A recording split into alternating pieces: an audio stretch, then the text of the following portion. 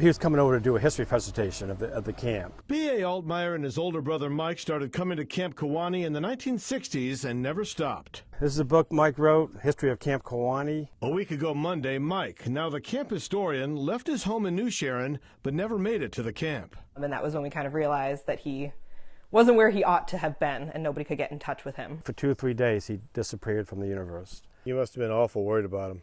Yeah, he was diabetic, so we thought maybe he could be in a coma. Law enforcement officers across the state were on the lookout for Mike Altmeyer. His brother feared he may have even driven out of state.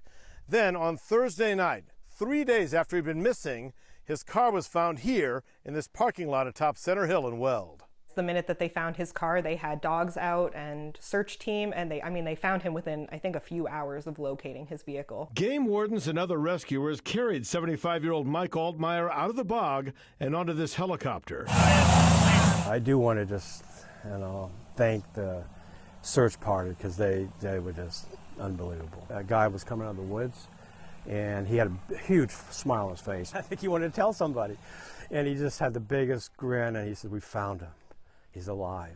B.A. says his brother is improving. Mike told him he'd hiked up an overlook to get photos of Webb Lake for his camp presentation when he fell. He said it probably wasn't the smartest thing he did because he's 75, and he slept on moss, what I found out later, and just went down and over a cliff. Mike says he hit his head on a tree and tried to find his way out, but couldn't. Rescuers found him exhausted. He was drinking swamp water, which probably wasn't the best. I don't think I could survive out in the woods for 4 days, especially in the torrential downpour that we had, without any food or water. But he's a Kewauneean, and he's very resourceful, clearly, and he was able to keep himself okay until they found him. In Weld, Brad Rogers, CBS 13 News.